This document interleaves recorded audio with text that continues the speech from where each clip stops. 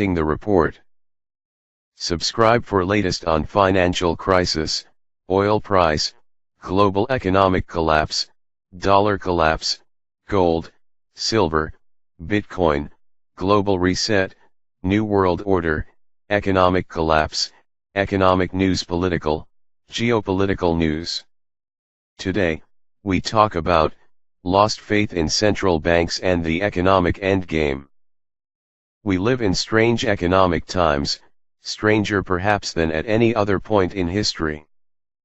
Since 2007 to 2008, the globally intertwined and dependent fiscal system has suffered considerable declines in every conceivable area. Manufacturing around the world is in a slump, from Japan to China to Europe, with the minimal manufacturing accomplished in the US also fading. Consumption is falling, most notably in petroleum and raw materials. Employment is truly dismal, with the US posting over 94 million people as non-participants in the national workforce. High-paying jobs are disappearing, and the only jobs replacing them are in the low-wage service sector. This problem is becoming so pervasive that certain more socialist states including California and New York are attempting to offset the loss of sustainable income jobs by forcing retail and service companies into paying an inflated minimum wage. That is to say, states hope to stop the bloodletting in wages by magically turning low-paying jobs into high-paying jobs. As anyone with any economic sense knows, you cannot have a faltering consumer sector in which people are buying less and force service-based companies to pay their employees far more per hour than the job is worth. Those companies will simply lay off more employees, cut hours, or shut down entire branches of their operations in order to maintain their profit margins. Either that, or those companies will go out of business. One sector, though, has continued to reap certain benefits, for now, and that is equities. There is a good reason for this. The stock market is a kind of Pavlovian control mechanism, a mental trigger in the minds of the masses that dominates their perceptions of the world's financial health. The drooling public sees green lines and they hail impending recovery, they see red lines and suddenly they begin to wonder if all is not well.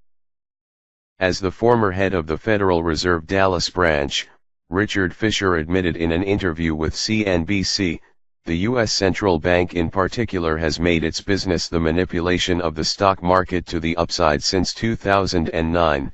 What the Fed did, and I was part of that group, is we front-loaded a tremendous market rally, starting in 2009.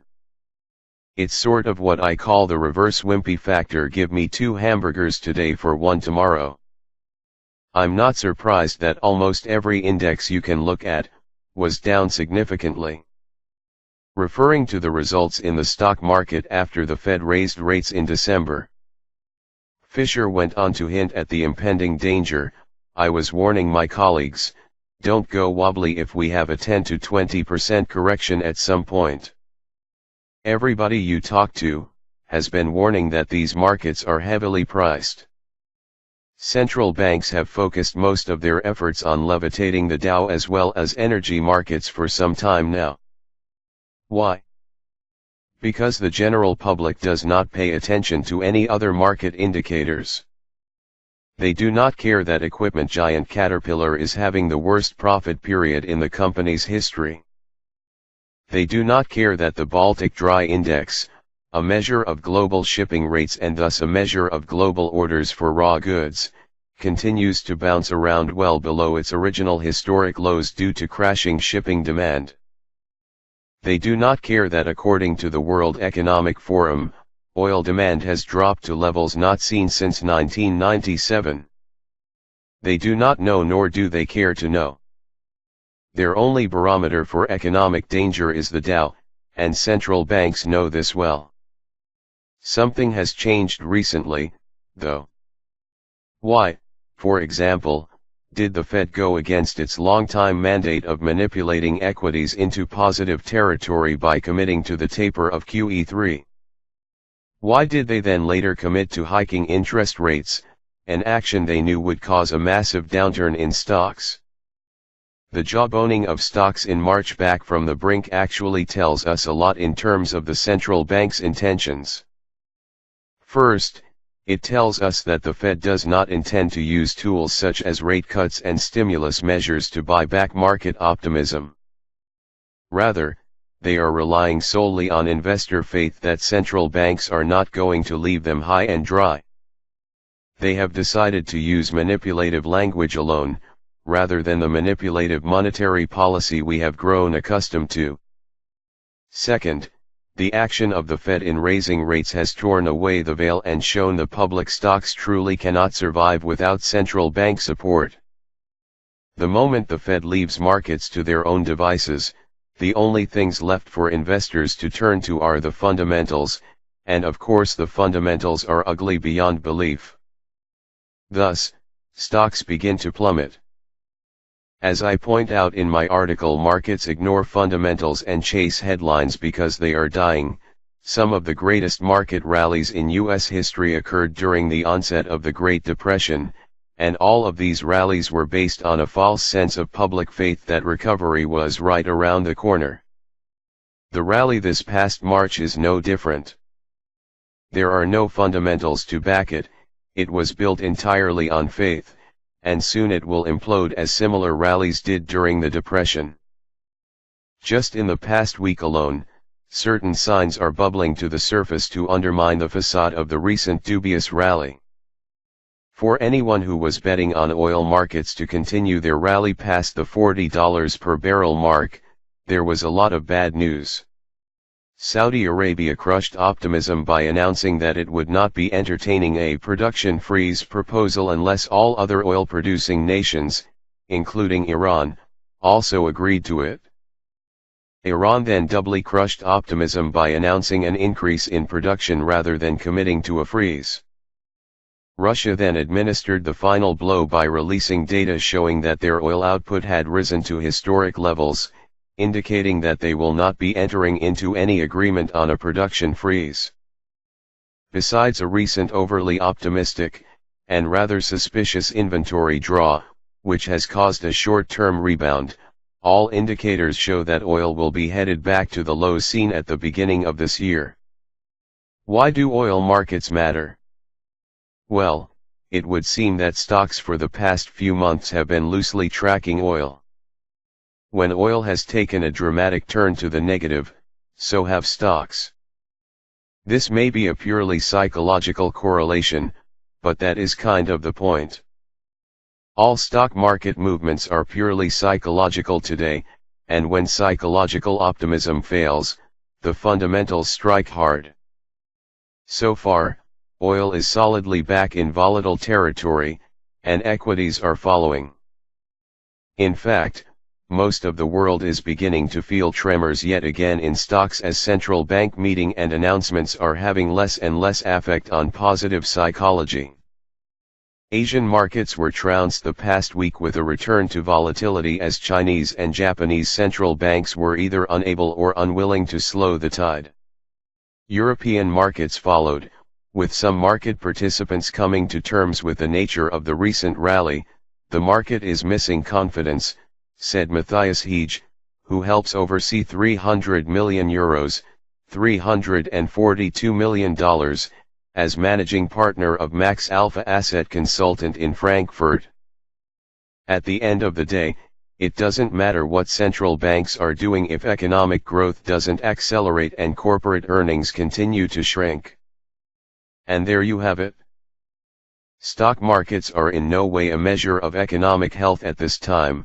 They are only a measure of investor confidence in central banks, and that confidence is failing in light of extremely negative fundamentals.